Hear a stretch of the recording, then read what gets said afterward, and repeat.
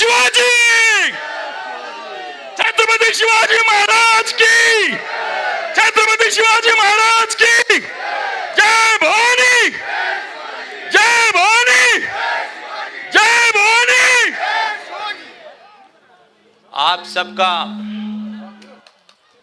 बहुत बहुत धन्यवाद। पहले तो मैं आज के प्रोग्राम के मुंतजमीन, आयोजक, मराठी समाज उत्तर प्रदेश,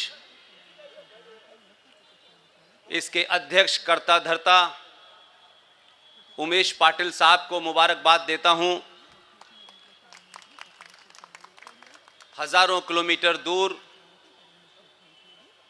छत्रपति शिवाजी महाराज का ये दिन आप एक ऐसी जगह मना रहे हैं जिसे भारत के इतिहास में एक बड़े फ्रॉड के नाम से जाना जाता है और कहा जाता है कि ये भूमि गंगा जमुना तहजीब है। ये गंगा भी हमारी है और जमुना भी हमारी है और तहजीब किसकी आज तक पता नहीं चला। इसलिए उमेश जी और उनकी टीम को मुबारकबाद। और इस डाइस पर आपके शहर की मेयर बैठी हैं। आप जानते हैं कि मैं सत्ताओं से बहुत दूर रहता हूं, लेकिन मुझे इस बात की खुशी है कि आपके शहर की मेयर में वो बहादुरी है, वो साहस है कि वो मेरे भाषण के पहले उठ के नहीं गई।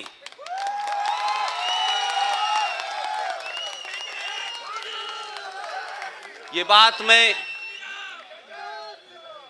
इसलिए कह रहा हूं, सत्ताएं और सरकारें आदमी को झूठ बोलने पे मजबूर करती हैं। बड़े कम लोग हैं इस देश में जो सत्ताओं पर रहते हुए सच बोलने और सुनने की हिम्मत करते हैं। इसलिए मैं कोशिश करता हूं कि ऐसी जगह न जाऊं जहां मुझे झूठ सुनना पड़े, क्योंकि इस देश को, सनातनी हिंदू समाज को झूठ सुनने, झूठ बोलने और झूठ अच्छा लगने की आदत डलवाई गई है। और मैं उस सफ में, उस लाइन में नहीं खड़ा होना चाहता। शायद यही वजह है कि राजनीति के जितने रास्ते जाते हैं मैंने सब बंद कर दिए हैं।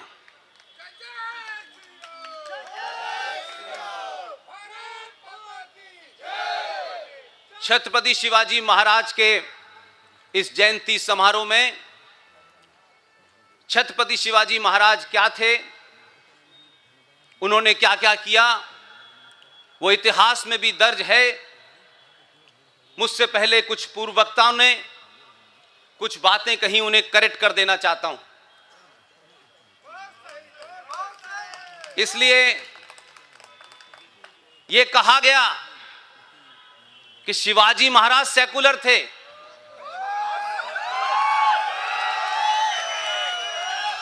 मेरी बात को तथ्यों पे सुनिए, मैं कोई बात रिटोरिक्स में, भावनाओं में नहीं कहता हूं। जब शिवाजी महाराज थे तब सेकुलर शब्द पैदा भी नहीं हुआ था।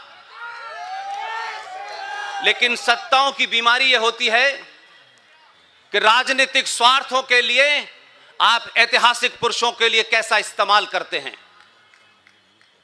इसलिए मैं कहता हूं कि दुनिया में अगर सबसे बड़ा झूठ और फरेब हमारे इस तथाकथित आजादी मिलने के बाद अगर बोला गया तो उस शब्द का नाम है सेकुलरिज्म। इस सेकुलरिज्म की परिभाषा मुझे बताई गई कि भारत का जो संविधान है उसमें भी ये प्रेरणा शिवाजी जी से आई। मैं ढूंढने की कोशिश कर रहा हूं।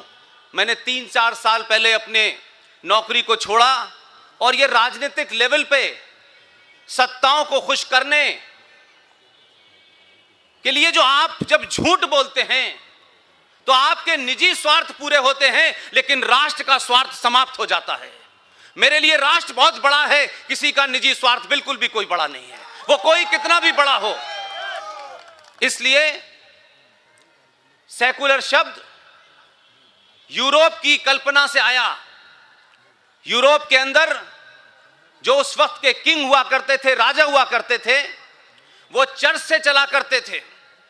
तो वहां इस बात की चर्चा हुई कि ये जो राजा है जिसके पीछे चर्च एक डायरेक्शन देता है, कहीं ऐसा ना हो जाए कि जो लोग चर्च के नहीं मानने वाले हैं, नास्तिक लोग हैं या क्रिश्चियन नहीं हैं, उनके साथ अन्याय ना हो जाए।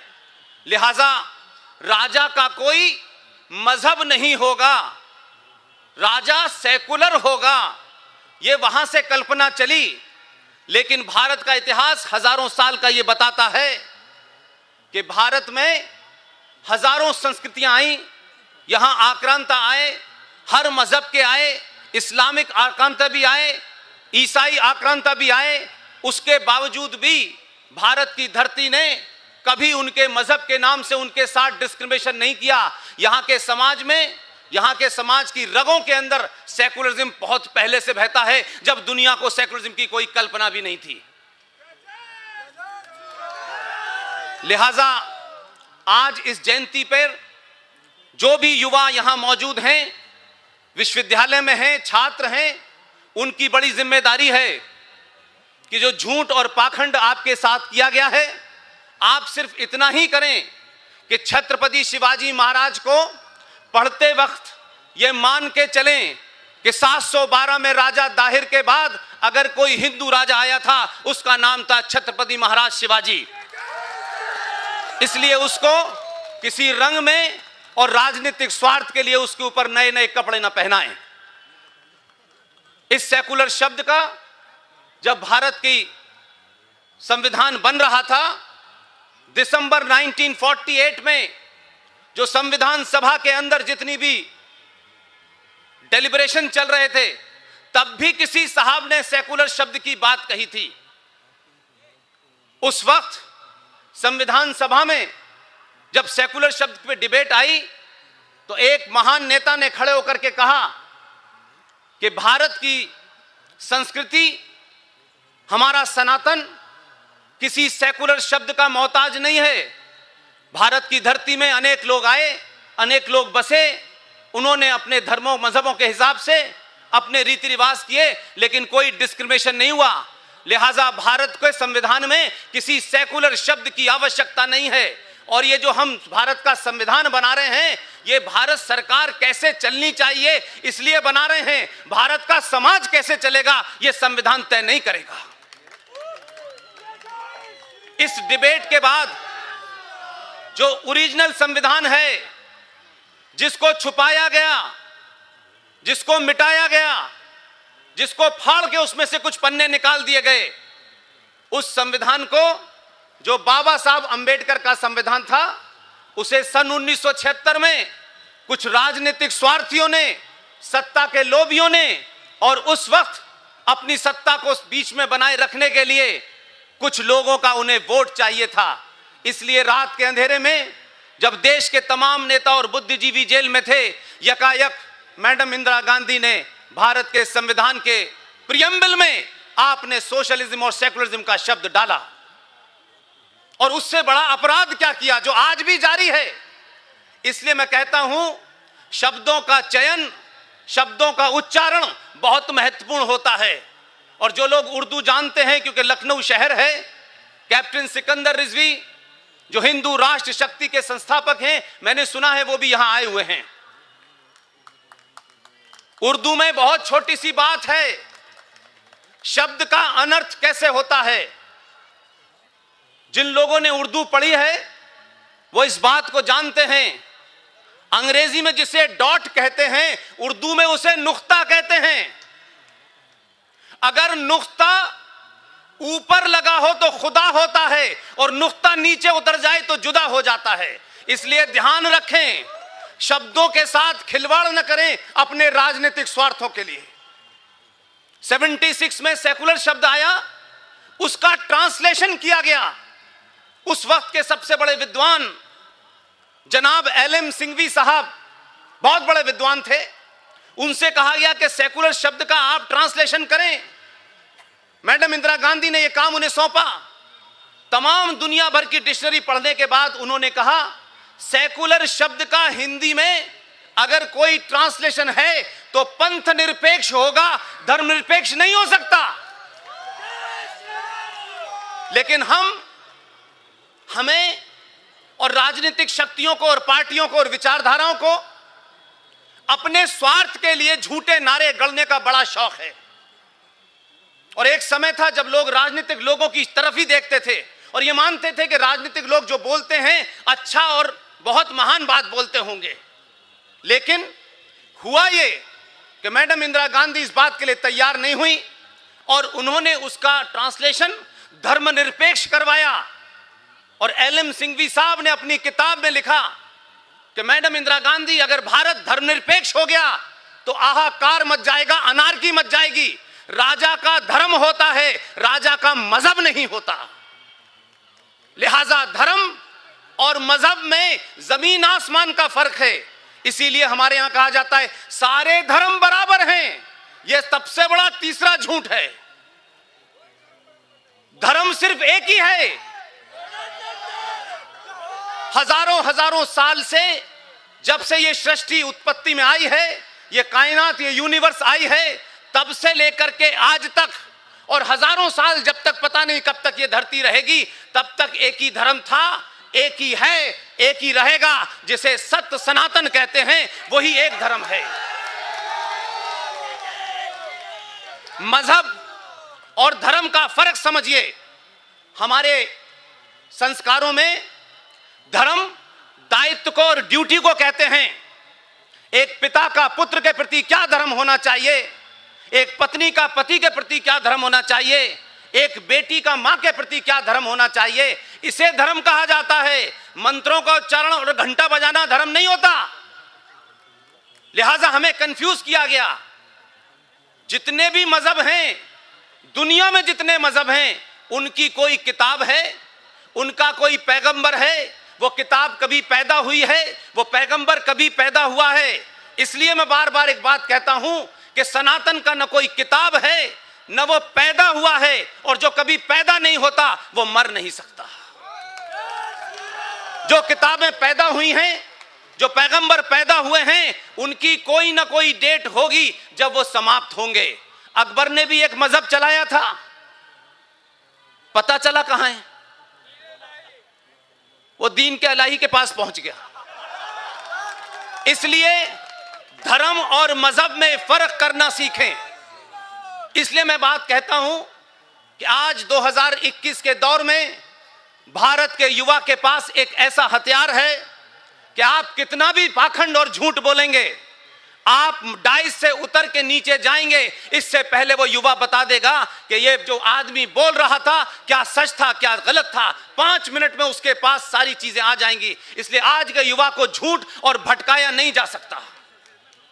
मैं मानता हूं कि आज के युवा इसी कारण से दुनिया में जो उथल पुथल है, अमेरिका में जो उथल पुथल है, दुनिया के तमाम देशों के अंदर जो कोताहल मचा हुआ है, उसके पीछे एक ही बड़ा कारण है कि आज संचार क्रांति ने दुनिया को बहुत छोटा कर दिया है। इसलिए कौन राष्ट्र के साथ है और कौन राष्ट्र के खिलाफ है, यह बिल्कुल ओपन है।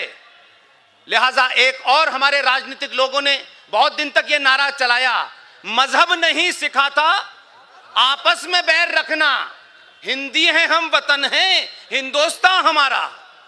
अरे ये मजहबी है जो आपस में बैर रखना सिखाता है, ये सिर्फ धर्म है जो पूरी दुनिया में बैर रखना नहीं सिखाता। इसलिए अपने अपने नारों को, नैरेटिव को करेक्ट कीजिए। ये 2021 में नैरेटिव की लड़ाई है और आपने गलत नैरेटिव पैदा कर लिए हैं, इसलिए आप सही तरीके से उसका जवाब नहीं दे रहे। मैं कभी किसी युवा से नहीं कहता कि तलवार उठाओ और गर्दन काट दो। जिनकी किताब ये कहती है वो जाने। मैं आपसे कहता हूं कि आप अपने तर्कों से, लॉजिक से, रीजन से, रेफरेंस के साथ आप अपने दुश्मन को नस्ते नाबूद करें। अगर आप बौद्धिक रूप से मजबूत होंगे तो फिर आपको किसी हथियार की आवश्यकता नहीं होगी। एक डरपोक समाज, मानसिक रूप पे समाज पहले डरपोक होता है, फिर आप उसको कितना भी बड़ा हथियार दे दें वो चला नहीं सकता। लिहाजा मैं मानता हूं कि पिछले 70-80 सालों में इस इंडियन स्टेट भारत राष्ट्र के खिलाफ काम कर रहा था। इसलिए स्टेट में और नेशन में फर्क करना सीखिए। देश, राष्ट्र और सरकार 3 अलग अलग चीजें हैं। देश की परिकल्पना सिर्फ एक ज्योग्राफी के तहत होती है कि भारत एक भूमि का टुकड़ा है, उस टुकड़े के तमाम उसकी सुरक्षा के लिए सेना लगी हुई है, एयरफोर्स लगी हुई है, नेवी लगी हुई है। लेकिन राष्ट्र क्या है? देश और राष्ट्र में फर्क सिर्फ इतना ही है कि राष्ट्र आपके सरोकारों से, संस्कारों से, संस्कृति से, आपकी आस्थाओं से चलता है, और राष्ट्र को समाज चलाता है और देश को सरकार चलाती है। पिछले कई सालों में मैं लगातार यह देख रहा हूं कि आज के युवा को, सत्ताओं में बैठे हुए लोग समाज को पूरी तरीके से पॉलिटिकली ड्रिवन कर रहे हैं कि हर आदमी यह मान के चले कि राजनीति ही उसका अंतिम लक्ष्य है। जिन लोगों को सत्ता प्राप्त करनी है उन्हें करने दीजिए, लेकिन जिनको राष्ट्र से प्रेम है, अपनी आस्थाओं से प्रेम है, अपनी पहचान से प्रेम है, अपने सरोकारों से प्रेम है, अपनी संस्कृति से प्रेम है, अपने इतिहास से प्रेम है, वो तमाम सारे लोग राजनीतिक सत्ताओं के पीछे भागने से अलग हों और राष्ट्र निर्माण में लगें, तभी ये देश बचेगा। इसलिए आज ये कहा गया, भारत के आर्मी चीफ ने कहा, खुल्लम खुल्ला कहा, लेकिन हम समाज को इतना स्वार्थी बना चुके हैं कि हमें सच बात अच्छी नहीं लगती। भारत के आर्मी चीफ ने कहा कि ये जो भारत है ये 2.5 युद्ध में ग्रस्त है। भारत के पश्चिम में एक मुल्क है, भारत के पूरब में 2 मुल्क हैं। भारत की सुरक्षा के लिए दुनिया के रफेल हैं, मिराज हैं, एयरफोर्स है, नेवी है, लेकिन ये जो 2.5 युद्ध में यादा युद्ध है, ये भारत राष्ट्र के अंदर गद्दारों द्वारा लड़ा जा रहा है। ये टुकड़े टुकड़े गैंग द्वारा लड़ा जा रहा है, ये शाहीन बाग पे लड़ा जा रहा है, ये अलग अलग शक्लों में है। ये आपके कॉलेजेस में मिलेगा, ये एंटरटेनमेंट में मिलेगा, ये इतिहास में मिलेगा। इस युद्ध से लड़ने के लिए भारत राष्ट्र के हर नागरिक को लड़ना है। इसके लिए राफेल की जरूरत नहीं पड़ेगी, इसके लिए सेना की जरूरत नहीं पड़ेगी। और ये युद्ध आज भारत के सामने एक बड़ी चुनौती बन के खड़ा हुआ है। आज के युवा को चाहिए कि आप किसी पार्टी को वोट दें, आपका कोई विचार हो, यह मेरे लिए कतई महत्वपूर्ण नहीं है। मेरे लिए महत्वपूर्ण यह है कि आप अपने राष्ट्र को बचाने के लिए, अपनी संस्कृति को बचाने के लिए, अपनी पहचान को बचाने के लिए क्या कर रहे हैं। क्या मैं पूछ सकता हूं, यह बात तो कही गई कि छत्रपति शिवाजी को जिस विश्वविद्यालय में मैं पढ़ा, वहां के एक प्रोफेसर ने भारत का इतिहास लिखा, वो जीवित हैं, और उन्होंने लिखा Shivaji is a mountain rat. मेरा सवाल यह है कि ये सब बातें कहना मन से अच्छी लगता है, लेकिन अगर आपका यह यकीन है और कन्विक्शन है कि यह गलत है, तो यह बदला गया कि नहीं बदला गया, या इसके बदले जाने के लिए भी कोई नई सरकार आएगी क्या? आपके पास समय कम है, बहुत कार्य करने हैं सरकारों को। जो लोग राष्ट्र से प्रेम करते हैं वो इतनी शक्ति पैदा करें कि सरकारें ये पूछें कि अब हमें अगला काम कौन सा करना है। इसलिए सरकार बदलने से पहले समाज का बदलना जरूरी है। मैं मानता हूं कि 2014 और 2019 ऐसे ही नहीं पैदा हुआ है, पहले समाज बदला तब सत्ता बदली है। इसलिए इस सत्ता को, जो यहां हो या दिल्ली में हो या देश के कहीं भी हो, आपको एक पॉजिटिव एजिटेशन करना है, आपको एक सकारात्मक आंदोलन करना है। इस देश में संसद से बनाए हुए कानून के खिलाफ लोग बैठ जाते हैं, इस देश में सुप्रीम कोर्ट द्वारा पास किए हुए किसी आदेश के खिलाफ बैठ जाते हैं। लेकिन मैं ये पूछना चाहता हूं, क्या भारत राष्ट्र का युवा सब कुछ सरकार करेगी इसी इंतजार में बैठा है? नहीं, सब कुछ सरकार नहीं कर सकती। मेरी आपसे एक गुजारिश है, ये काम आप करें और इसका रिजल्ट देखें कि आज भी भारत के संविधान में 20 झूठ बोले गए हैं, 20 ऐसी धाराएं डाली गई हैं जो झूठ और फरेब से भरी पड़ी है, क्या आप उस पर चिंतन मनन नहीं कर सकते? ऐसे ही एक धारा थी 333, 333, 1950 में संविधान बना, और 333 नाम की यह धारा क्या है यह पूछा नहीं किसी ने। हम लगातार पिछले 50 साल से बच्चों को यह पढ़ाते हैं कि भारत की लोकसभा में 545 सदस्य हैं, 543 पे चुनाव होता है, लेकिन 2 लोग जो है राष्ट्रपति द्वारा नॉमिनेट किए जाते हैं। कभी इसके बारे में पूछा नहीं, ये कौन लोग हैं, कहां से आए थे, किस लिए किए जाते हैं। लेकिन मुझे खुशी है, मैं इसलिए बार बार कहता हूं, मंचों से ईमानदारी से बोलिए, आज का समाज सच सुनना चाहता है, झूठ सुनना नहीं चाहता।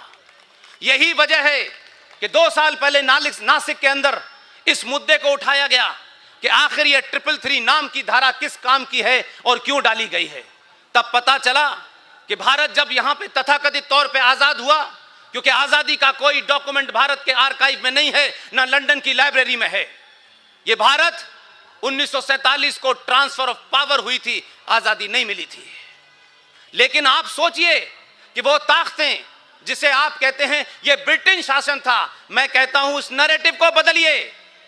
ये मुगलों का शासन नहीं था, ये इस्लामिक आतंकियों का शासन था, ये ईसाइयों की सरकार थी। आप उसे ब्रिटिश कह करके असली नैरेटिव से बदलने की कोशिश करते हैं।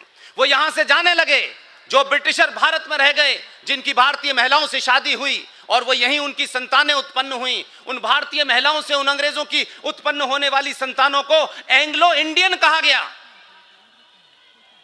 मैंने सवाल किया नासिक के अंदर कि भारत में कितने एंग्लो इंडियन हैं जिनके लिए 1950 से आपने 2 सीटें रिजर्व कर दी हैं। उसका असर यह हुआ कि जब आप जोर से बोलते हैं, बिना किसी लालच के बोलते हैं, और आपका किरदार पब्लिक में है, वही पर्सनल होता है, तो आपको याद होगा आज से 6 महीने पहले भारत की पार्लियामेंट में भारत के कानून मंत्री ने इस पे बयान दिया, और बयान में यह कहा कि पूरे भारत में जो 2 सीटें राष्ट्रपति नॉमिनेट करते हैं एंग्लो इंडियन के लिए, इनकी टोटल जनसंख्या भारत में 262 है।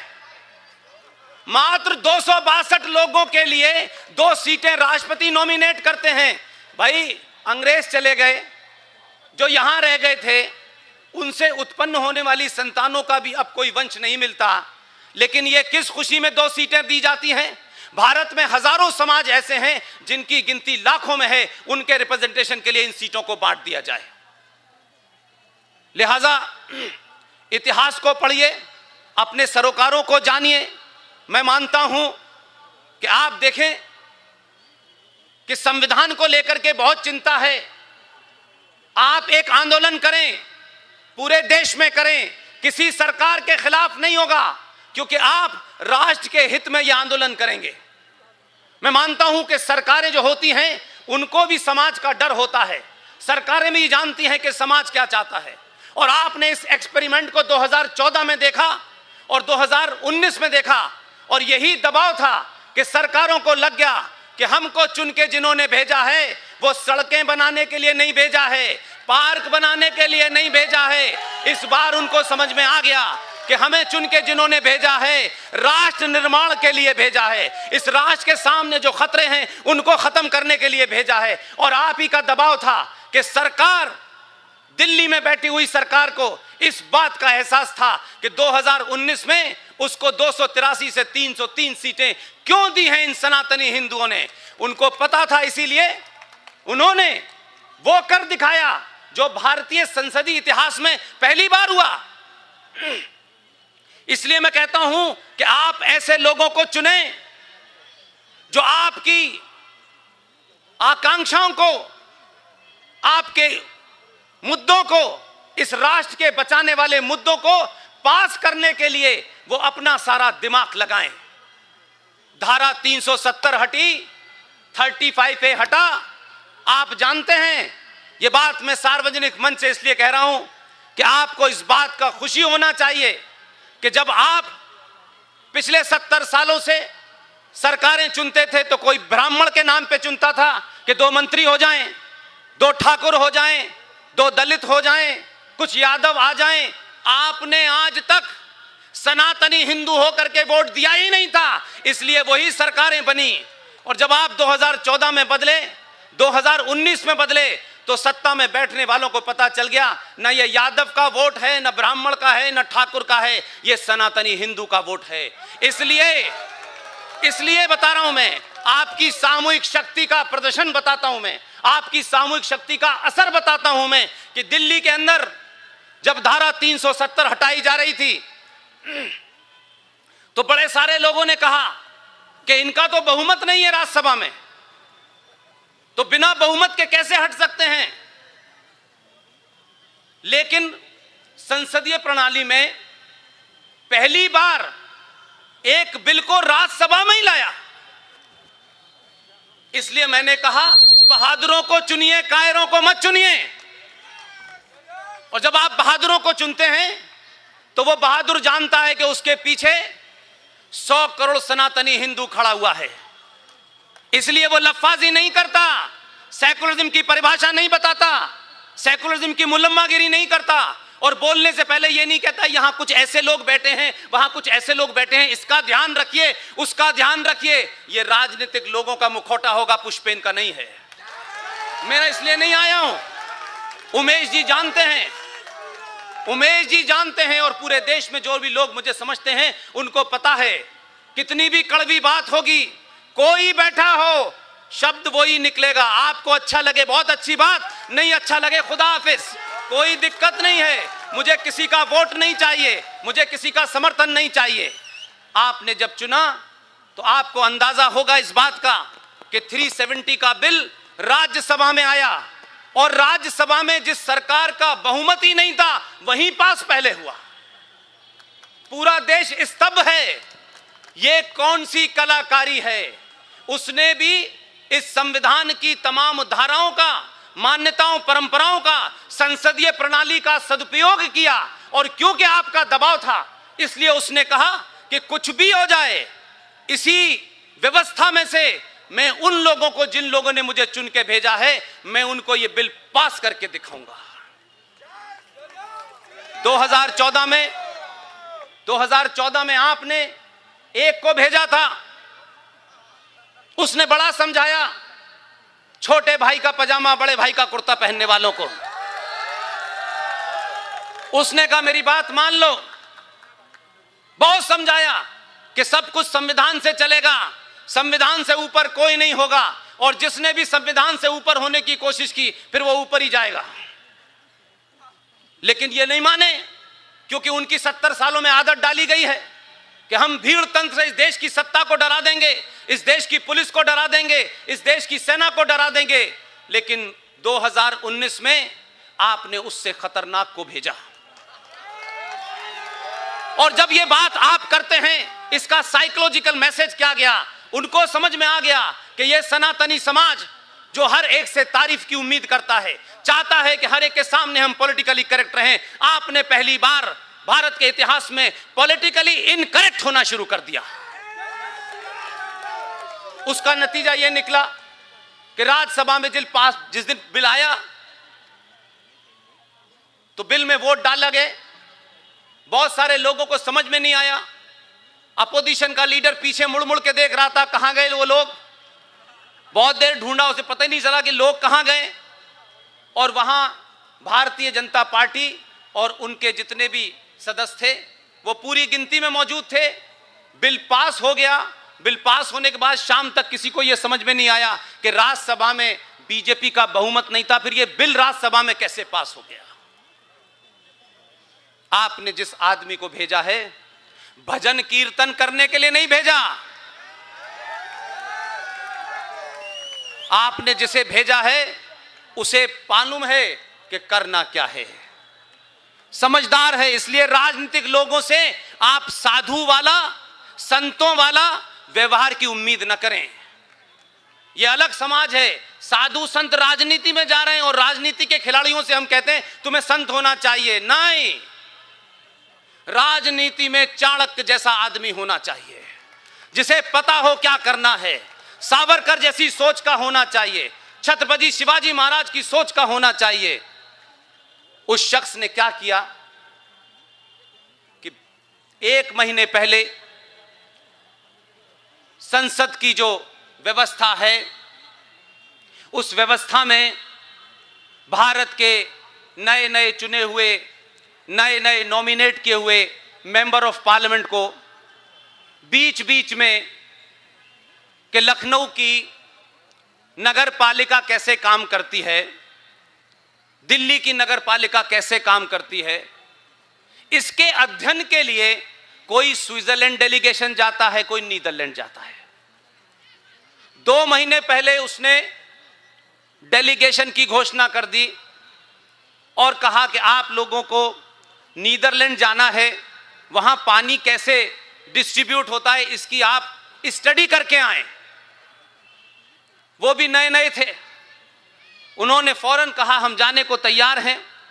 और ये एक परंपरा है, ऐसे डेलीगेशन जाते रहते हैं। उसमें किसी साहब ने पूछा कि आखिर क्या बात है कि इस डेलीगेशन में कोई बीजेपी का नहीं है? तो किसी ने कहा कि मोदी जी का मंत्र है सबका साथ सबका विकास। और आप देखिए, ये खुले मन से कह रहा हूं, ये मैं जानता हूं कि सरकार के लोगों की अपनी बाध्यता होती है, संविधान उन्हें रोकती है। जिस दिन दिल्ली में 370 का बिल आना था, आपके आदमियों ने उन जो 50 लोगों को बाहर भेजा था, उस दिन लौटने की टिकट भी वहां से नहीं मिलती थी। तो पार्टी का अध्यक्ष ढूंढ रहा था कहां गए लोग, उसे पता ही नहीं था कि नीदरलैंड में घूम रहे हैं वो लोग। इसलिए इसी व्यवस्था में से बहुत कुछ बदला जा सकता है। अब कोई बहाना नहीं है। इस सनातनी हिंदू समाज ने एक ही बात कहता हूं कि अगले 50 नहीं कई 100 सालों तक ऐसी राष्ट्रवादी सरकारों के दरवाजे बंद करके रखिए, ताकि इनके पास ये जवाब ना हो कि हमारे पास 2 लोगों का बहुमत कम था। इतना बहुमत दीजिए और इनसे कहिए कि अब सारे काम करिए, अब अगर मगर नहीं होगी। अब ये नहीं कहा जाएगा कि हमें किसी का समर्थन लेना है। इसलिए इंश्योर कीजिए कि सत्ता पे वही लोग बैठें जो राष्ट्र की चिंता करें, जो सरकारों की चिंता ना करें। और जब एक आंदोलन चला इस देश में, स्वच्छता का अभियान चला, और हम लोग बड़े ऐसे लोग हैं कि हर बात को फेस वैल्यू पे लेते हैं। कहा गया सफाई अभियान चलाओ। अरे सफाई अभियान का मतलब समझो मेरे भाई, सड़कों पे पड़ा हुआ कूड़ा तो पहले भी उठाया जा रहा था, चाहे 4 दिन बाद उठाया जा रहा था। यह देश का पहला ऐसा प्रधानमंत्री है जो अपनी कार्य प्रणाली से मैसेज देता है।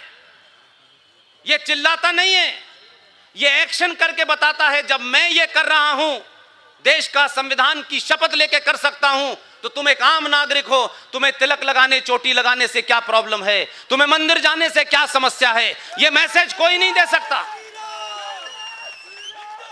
इसलिए आज समस्या यह है, सिकंदर रिजवी मंच पे बैठे हैं, सिकंदर रिजवी साहब इसमें बैठे हैं मंच पर। इसलिए मैंने कहा कि संबंध इस बात पे नहीं तय होते हैं कि मेरी किसी बात से सिकंदर रिजवी नाराज हो जाएंगे। ये संबंध इस बुनियाद पे हैं कि सिकंदर रिजवी में सच सुनने की ताकत है। इसलिए कोई और नाराज हो, कोई फर्क नहीं पड़ता है। सिकंदर रिजवी साहब बैठे हुए हैं इस हिंदुस्तान के अबू बकर से लेकर के अल बगदादी तक, ये जो पूरा पाखंड इस्लाम के नाम से हो रहा है। मैं पूछना चाहता हूं भाई, ये तय तो करें कि कौन सा इस्लाम चाहिए। क्या अबू बकर का इस्लाम चाहिए, या अली का इस्लाम चाहिए, या हुसैन का इस्लाम चाहिए, या बीबी फातिमा का इस्लाम चाहिए? भारत को अबू बकर अल बगदादी से खतरा है, इस्लाम से खतरा नहीं है। उस सोच से खतरा है जिन्होंने पैगंबर मोहम्मद के दामाद का कत्ल किया, जिन्होंने पैगंबर मोहम्मद के खानदान की हत्या की, जिन्होंने उनकी बेटी की हत्या की। और यह बात बताना भूलना नहीं चाहिए कि राजा दाहिर जो हिंदू राजा था सिंध का, उसने पैगंबर मोहम्मद साहब के खानदान को बचाने के लिए पूरा परिवार दांव पे लगा दिया। हम उस वंशज में से हैं, इसलिए हमारे बारे में आज कोई सेकुलरिज्म का सर्टिफिकेट न मांगे। हम बहुत पहले कीमत दे चुके हैं। इसलिए मैं मानता हूं कि आप सिर्फ एक ही काम करें कि एक राजा आया, 2014 में उसने, मैं ये तो नहीं कहूंगा मेरी तरह, मुझसे भी ज्यादा ईमानदार और खरी खरी कहने वाला था। इसलिए झूठ का पाखंड चला और भारत के राष्ट्रपति भवन में रोजे इफ्तार की दावतें होती थीं। सिकंदर साहब, रोजा मुसलमानों में सबसे मुकद्दस और सबसे ज्यादा पवित्र माना जाता है। रोजा किसी सैक्रिफाइस के लिए होता है। रोजे का राजनीतिकरण इस देश के मुसलमानों ने अपनी सियासी रोटियों सेकने के लिए किया, किसी हिंदू ने नहीं किया। इस देश के मुसलमानों से पूछना चाहता हूं मैं कि कुरान शरीफ के किस पारे में, किस सूरा में, किस आयत में लिखा हुआ है कि आप जिस आदमी का रोजे में यकीन ही ना हो, अकीदा ना हो, रोजे को मानता ना हो, वो रोजे की दावत दे और आप उसके यहां रोजा तोड़ने चले जाएं? ये कहां लिखा है? हर सियासी आदमी हरे रंग का कपड़ा डाल करके गोल टोपी लगा के रोजे की इफ्तार की दावत देता था। अगर किसी सच्चे मुसलमान से पूछिए, रोजा ऐसा है कि अगर आपका रोजा है तो आपके सीधे हाथ को नहीं पता चलना चाहिए कि आपका रोजा है। लेकिन रोजे का पाखंड इस तरीके से सियासी तौर पे हुआ कि इस देश की राजनीतिक दलों ने सेकुलरिज्म की परिभाषा में रोजा रखना शुरू कर दिया। एक आदमी जिस पे हिंदुत्व का नारा लगा हुआ था, हिंदुत्व का बहुत बड़ा पोस्टर लगा हुआ था, उस आदमी ने कहा राष्ट्रपति भवन के अंदर रोजा नहीं होगा, ये रोजे की जगह नहीं है। रोजा रखने वाले अपने घर में रोजा रखें, पूरी पवित्रता के साथ रखें, कुरान के हिसाब से रखें, लेकिन रोजे का राजनीतिकरण इस्लाम में हराम है। यह ताकत उसमें इसलिए थी कि उसके फंडे क्लियर थे। इसलिए आपसे कहना चाहता हूं, आपने सत्ता बदली है, अभी व्यवस्था बदलनी है, और जब आप सत्ता बदलते हैं तो आप ही का प्रधानमंत्री राष्ट्रपति भवन जाता है और कुछ नहीं कहता, सिर्फ राष्ट्रपति से यह पूछता है कि भारत की पहचान के रूप में जो विदेशी मेहमान आते हैं उसे आप क्या देते हैं, भारत की क्या पहचान है? तो इस पाखंड सेकुलरिज्म ने, इस अपीजमेंट ने, इस जिहादी मानसिकता ने भारतीय सरकारों की, भारतीय न्यायपालिका के ऊपर इतना दबाव बना रखा है कि वो सच नहीं बोलते।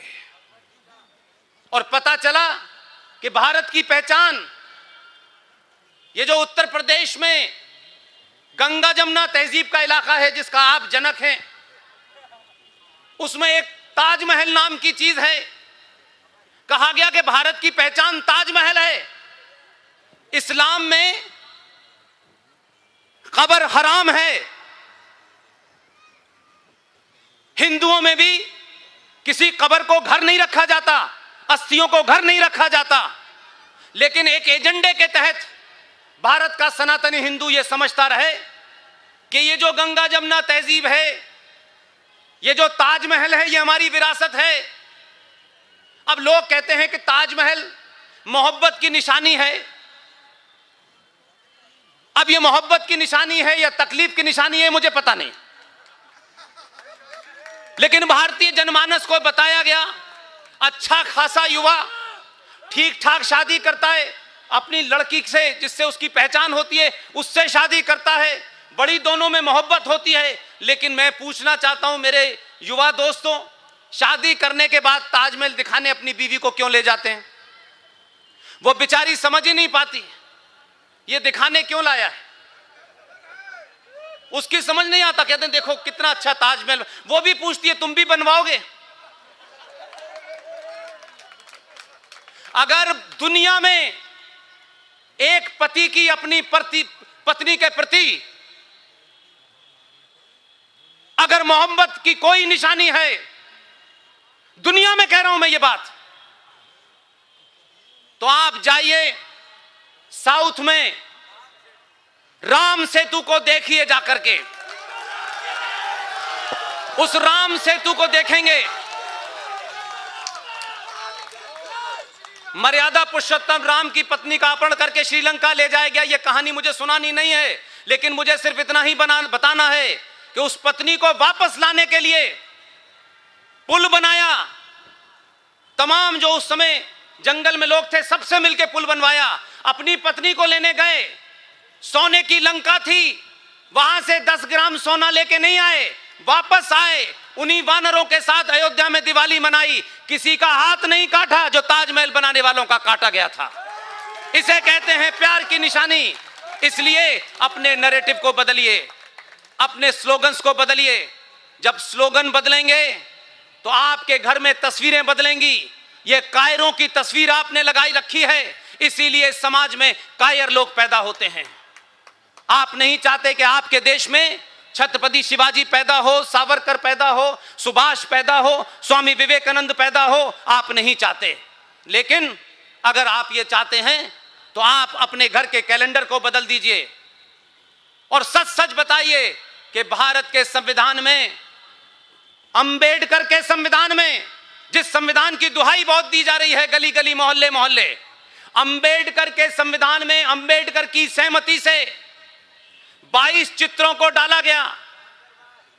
नंदलाल बोस शांति निकेतन के बहुत बड़े आर्टिस्ट थे, उनके अंडर में एक टीम ने 22 चित्रों को बनाया और उसको भारत के संविधान में डाला गया। और यह चर्चा हुई कि जो भारत का संविधान है इसमें यह लिखा है, यह लिखा है, लेकिन हजारों साल की संस्कृति और हजारों साल का हमारा इतिहास कैसे इस संविधान के अंदर समाया जाए, तो उस पर राजेंद्र प्रसाद जी की टिप्पणी है। मैं अभी अभी जबलपुर से लौटा हूं। जबलपुर में जो परिवार है, उस परिवार में जिन साहब ने 12 चित्र बनाए थे, उनके परिवार से मैं मिला। 2007 में उनकी मृत्यु हुई है। उस परिवार से मिला, वो मैंने ओरिजिनल संविधान भी देखा और उसकी रेप्लिका भी लेके आया। उसमें वो ये कहते हैं कि एक चित्र 1000 शब्दों के बराबर होता है।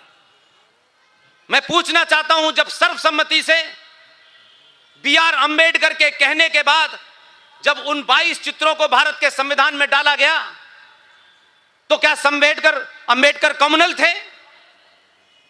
भारत के ओरिजिनल संविधान के पेज नंबर 3 के ऊपर नंदी की तस्वीर बनी हुई है। पेज नंबर 5 के ऊपर भगवान राम, लक्ष्मण और माता सीता बनी हुई हैं। छत्रपति महाराज शिवाजी बने हुए हैं, सुभाष चंद्र बोस बने हुए हैं, भगवान कृष्ण बने हैं, महावीर बने हुए हैं। जब सबकी सहमति से ये चित्र डाले गए, सबके साइन हो गए, तो वो कौन ताकतें थी जिन्होंने भारत के संविधान के साथ छेड़छाड़ की? और उसके बाद जब एडिशन आया तो वो 22 चित्र गायब हो गए। ये सवाल आज के युवा को पूछना चाहिए कि नहीं पूछना चाहिए? अगर ये सवाल आप पूछेंगे तो आप यहीं बैठे बैठे हजारों साल की संस्कृति को जिंदा कर देंगे। 1956 में यह बात कह के मैं अपनी बात समाप्त करता हूं। मुझे मालूम है कि आयोजकों में कुछ लोगों को बोलना होगा। 1956 में भारत की संसद में बहस हुई और उस बहस में कहा गया कि भारत का तिरंगा होगा, भारत का ये फूल होगा, भारत का ये जानवर होगा, भारत का ये पक्षी होगा, सब कुछ होगा। और उसी में यह बहस हुई कि फिर भारत का कैलेंडर कैसा होगा। पूरी सर्वसम्मति से 1956 में यह तय हुआ कि भारत का कैलेंडर सतसंवत से होगा। पास हो गया, लेकिन वो ताकतें सत्ता में बैठी हुई थी।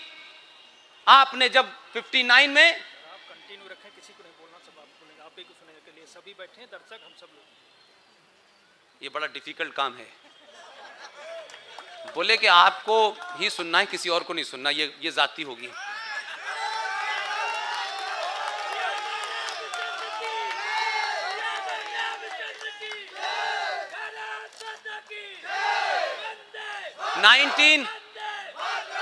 ये बातें बहुत छोटी छोटी हैं। ये बिल्कुल वैसे ही है कि एक छोटे से बच्चे के सामने माता पिता जो आचरण करते हैं, उसके मन में, उसके बिहेवियर में वही छवि बनती है। वो उन्हीं चीजों को देखने लगता है। इसलिए छोटी सी घटना का जिक्र करके मैं कैलेंडर की बात पे आता हूं। भारत का एक प्रधानमंत्री आंध्र प्रदेश का शिक्षा मंत्री रहा। आप उस आदमी की सोच देखिए। वो वहां गए, स्कूल का दौरा किया और हिंदी की किताब वहां थी और उसमें पढ़ाया जा रहा था फासे फरसा, कासे कुल्हाड़ी, इस किस्म की चीजें पढ़ाई जा रही थी। वो इतना ज्ञानी आदमी था, 16 भाषाओं का ज्ञाता था। उसने वहां के डायरेक्टर को बुलाया और कहा, ये जो छोटे छोटे बच्चे हैं जो पहली और दूसरी क्लास में पढ़ते हैं, अगर इनके मन में आप चा से चाकू, फा से फरसा पढ़ाएंगे तो इनके मन मस्तिष्क में ऐसी ही तस्वीरें बनेंगी। और वहीं खड़े होकर के पूरे काखा को उन्होंने शुरू कर दिया। तो आपके भगवान की गिनती ज्यादा थी, काखा गा की समाप्त हो गई थी। और कहा कि ला से लक्ष्मी, सा से सरस्वती, गा से गणेश करते हुए सारे भगवानों के नाम लिए। लेकिन हुआ ये कि 1956 में जिस कैलेंडर को संसद ने पास किया वो 1958 में छप के नहीं आया। लेकिन औरंगाबाद एक जगह है जिसे संभाजी नगर कहते हैं। अब औरंगाबाद किसके नाम पे बना हुआ ये आप सबको पता है, उस मनहूस का नाम नहीं लेना चाहता।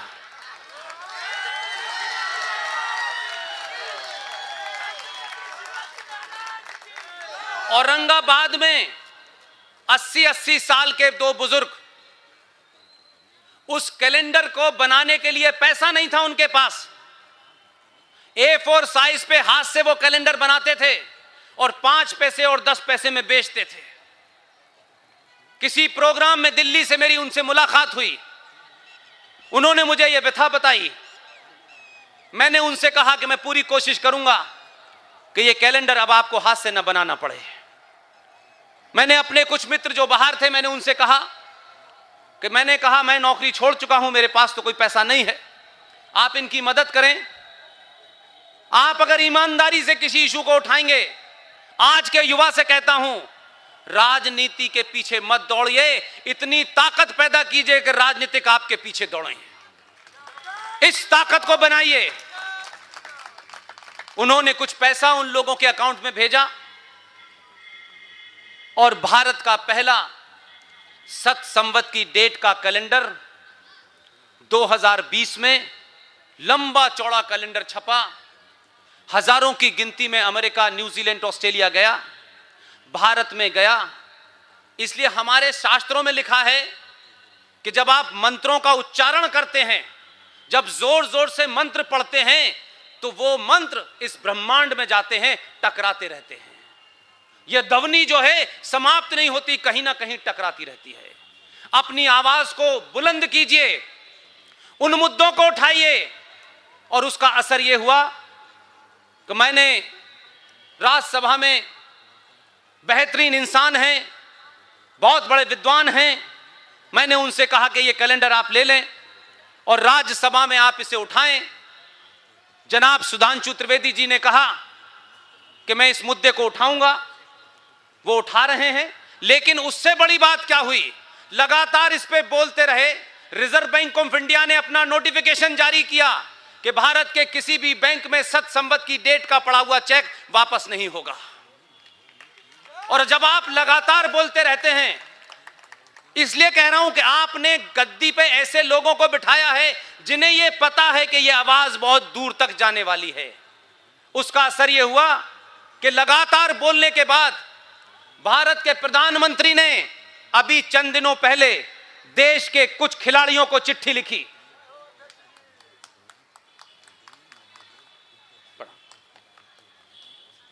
राष्ट्र प्रधानमंत्री ने जो देश के खिलाड़ियों को चिट्ठी लिखी, उस चिट्ठी में यह बदलाव आप इसलिए शायद नहीं देख पाते हैं कि आपकी निगाह नहीं जाती होगी। अपनी निगाह को वहां तक बढ़ाइए। अभी कुछ बदला नहीं बदला, नोटिफिकेशन आया नहीं आया, भारत के प्रधानमंत्री ने देश के खिलाड़ियों को चिट्ठी लिखी और उसमें जो डेट डाली उसमें लिखा सत संवत। बदलाव ऐसे भी हो सकता है जो आपके हाथ में है। हर काम सरकार नहीं कर सकती, सरकार की मजबूरियां होती हैं। इसलिए आप एक ऐसा आंदोलन करिए, लाखों करोड़ों में करिए और सिर्फ ये कहिए कि इस देश को तोड़ने के लिए बहुत सारे आंदोलन होते हैं, विदेशों से पैसा भी आता है, विदेशी प्रधानमंत्री, राष्ट्रपति यहां पर आग में घी डालने का काम भी करते हैं, लोग मजहब के नाम पे भी उसमें जुड़ जाते हैं। आप एक ऐसा आंदोलन करिए और डिसिप्लिन के साथ करिए, किसी राजनीतिक दल से प्रेरणा लेके मत कीजिए। और उसमें आप एक ही मुद्दा उठाएं कि भारत के संविधान में दो बातों के बारे में बहुत ज्यादा शिद्दत के साथ कहा गया है। 42 सेकंड अमेंडमेंट के माध्यम से कहा गया कि भारत में जनसंख्या नियंत्रण कानून बनना चाहिए। यह आपके संविधान में कहा गया। उसी संविधान में कहा गया कि यूनिफॉर्म सिविल कोड जो भारत के तमाम लोगों को एक निगाह से देखेगा। आप एक पॉजिटिव आंदोलन करिए, लाखों करोड़ों की गिनती में देश से सिर्फ यह मांग कीजिए कि जो संविधान में है या तो उसको हटाओ या उसको लागू करो। हम जब ही हटेंगे जब ये लागू होगा, तब चीजें बदलेंगी। जरूरी नहीं है कि सरकार के खिलाफ गाली देना, पत्थर फेंकना ही आंदोलन होता है। लिहाजा मैं आपसे विनती करता हूं कि आप राष्ट्र के लिए जिए। देश के जीने के लिए सरकार है, सरकार के यंत्र हैं, सेना है, पुलिस है, जुडिशरी है, और ऐसी कोशिश करें कि जुडिशरी भी और भारत की संसद इस बात की जुर्रत न कर सके कि अगर कोई विदेशी इस्लामिक आक्रांता भारत में आया, उसने यहां के 30,000 मंदिरों को तोड़ा, हमारे घरों को लूटा, बहन बेटियों की इज्जत लूटी, तो उसके बाद भारत की पार्लियामेंट 1991 में बेशर्मी के साथ, बेहयाई के साथ एक कानून बना दे कि जो विदेशी आक्रांता आया था, जिसने यहां जो लूटपाट की थी, उस लूटपाट को हम लीगलाइज करते हुए ये कहते हैं कि अब उनकी स्थिति यथास्थिति रहेगी। भारत की पार्लियामेंट को इस बात का अधिकार नहीं है कि विदेशी आक्रांताओं द्वारा इस देश को लूटने के बाद आप कोई कानून बना दें कि ये लूट जस्टिफाई है। 1991 का प्लेसेस ऑफ वर्शिप एक्ट इस देश के हिंदुओं के खिलाफ सबसे बड़ा षड्यंत्र है। आपने कैसे कह दिया कि 15 अगस्त 1947 को जो 30,000 मंदिर टूटे हैं उनकी यथास्थिति ऐसे ही रहेगी? ये तो आप ऐसा हो गया कि किसी का घर लूटें और सुप्रीम कोर्ट कहेगी यथास्थिति ऐसे ही होगी। ये ऐसा नहीं हो सकता। और दूसरी बात, जिस नंदी का जिक्र आया है, संविधान में आया है, आप सरकार से मांग कीजिए कि जो भारत का ओरिजिनल संविधान है, जिसमें वो 22 चित्र बने हैं, देश की जनता के लिए सेल पे रखे, हर आदमी के घर में वो संविधान हो, लोगों को पता चले बाबा साहब अंबेडकर का संविधान कैसा था और 70 सालों में प्रीएम्बल में बदल करके ये कैसा संविधान कर दिया है। इसलिए कम से कम एक कॉपी देश के लोगों के पास हो, वो सार्वजनिक तौर पे हो, पैसे से दी जाए, दें, लेकिन इन बातों को सामने रखें। मैं सिर्फ इतना ही कहता हूं कि आप अपने मन से डर निकाल दें। दुनिया की कोई ताकत सनातनी हिंदू को डरा नहीं सकती, और जो डरपोक है वो सनातनी हो नहीं सकता। आप एक ही काम करें, सत्ताएं जो हैं, मैं बड़े खुले मन से कहता हूं, ऐसा नहीं है कि मैं, यहां कुछ मंत्री आए थे, पार्टी के अध्यक्ष भी आए हैं, मेरी वाणी किसी राजनीतिक दल से नहीं तय होती। मैंने पब्लिकली कहा है कि 2014 में और 2019 में जिनका दिल नहीं भरा था, जो समझ रहे थे कि गुजरात से आए हैं मीठा खाना खाते हैं, आपने, उत्तर प्रदेश की जनता ने आपको मुबारकबाद इसलिए देना चाहता हूं, अपने सही हीरो चुनिए। जो लोग 2 को भी नहीं समझ रहे थे, आपने उत्तर प्रदेश में तीसरा भेज दिया है। ऐसे ही दबाव बना के रखिए, ऐसे ही लोगों को सत्ता पे बैठाइए जो आपके राष्ट्र की चिंता करें, और जो इस देश को तोड़ने वाले हों उनकी कमर तोड़ दी जाए। आप लोगों ने मेरी बात सुनी, आपके प्रदेश के भारतीय जनता पार्टी के अध्यक्ष यहां मौजूद हैं। मुझे लगता है कि मेरी वाणी को मुझे विराम देना चाहिए, मुझे उनका सम्मान करना चाहिए। मैं निजी तौर पे भी उनका बड़ा सम्मान करता हूं। स्वतंत्र देव जी, जो इनका नाम है उसी स्वतंत्रता के साथ बात करते हैं। आप इनको सुने। बहुत बहुत धन्यवाद। Thank you very much.